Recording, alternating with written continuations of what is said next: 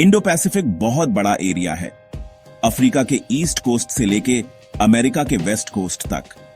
दुनिया का बहुत सारा ट्रेड और एनर्जी इन्हीं समुद्री रास्तों से होकर जाता है। दुनिया के कुछ सबसे ज्यादा पॉपुलेटेड कंट्रीज और फास्टेस्ट ग्रोइंग इकोनॉमीज यही हैं।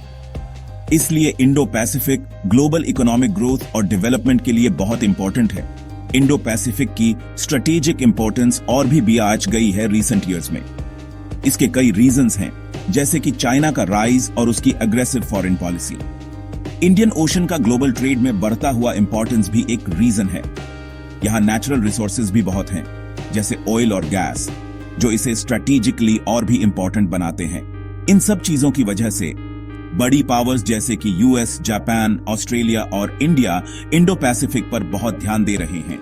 ये कंट्रीज अपनी पार्टनरशिप्स और प्रेजेंस यहां स्ट्रॉन्ग कर रहे हैं, ताकि अपने इंटरेस्ट प्रोटेक्ट कर सकें और पावर बैलेंस बना रहे।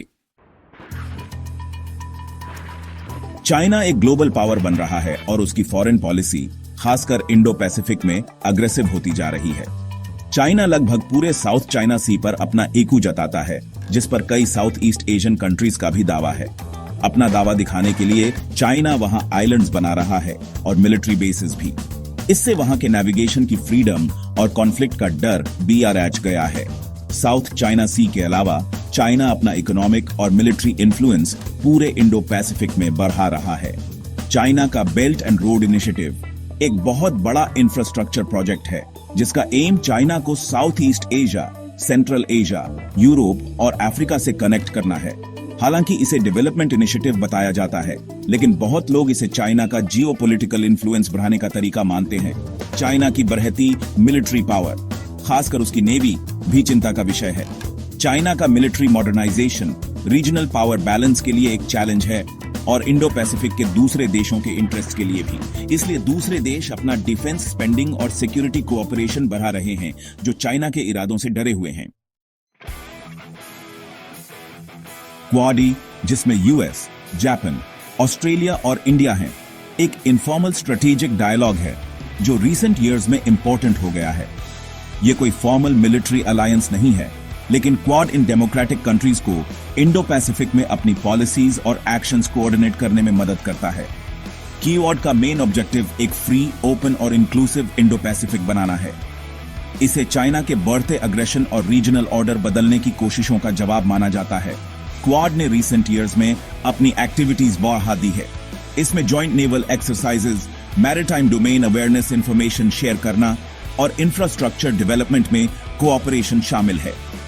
क्वाड मेंबर्स ने इंटरनेशनल लॉ, नेविगेशन की फ्रीडम और टेरिटोरियल इंटेग्रिटी का इंपॉर्टेंस भी बताया है। चाइना क्वाड को शक की निगाह से देखता है और इसे अपने राइज को रोकने की कोशिश मानता है। चाइना के क्रिटिसिज्म के बावजूद क्वाड मेंबर्स कहते हैं कि ये किसी एक कंट्री के खिलाफ नहीं है। वो कहते हैं कि क्वाड का मकसद इंडो पैसिफिक में रूल्स बेस्ड ऑर्डर को बनाए रखना है।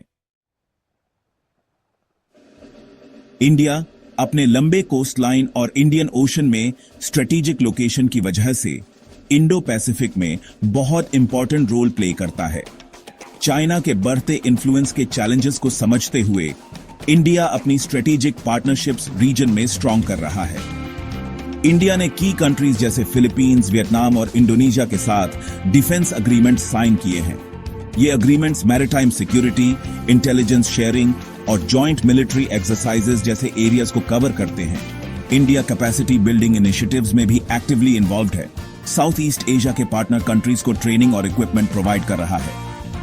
इंडिया की एक्ट ईस्ट पॉलिसी उसकी फॉरेन पॉलिसी का एक इंपॉर्टेंट पार्ट है, जो साउथ ईस्ट एशियन कंट्रीज के साथ एंगेजमेंट बढ़ाने पर फोकस करती है। इसमें इकोनॉमिक कोऑपरेशन, कनेक्टिविटी प्रोजेक्ट्स और कल्चरल एक्सचेंजेस शामिल हैं। इंडिया की स्ट्रेटेजिक पार्टनरशिप्स इंडो पैसिफिक में सिर्फ साउथ ईस्ट एशिया तक लिमिटेड नहीं है। इंडिया ने लाइक माइंडेड कंट्रीज जैसे जापान, ऑस्ट्रेलिया, फ्रांस और यूके के साथ भी अपने टाइज स्ट्रॉन्ग किए हैं। ये partnerships shared values, democratic principles और rules based order in the Indo Pacific पर बेस्ड हैं।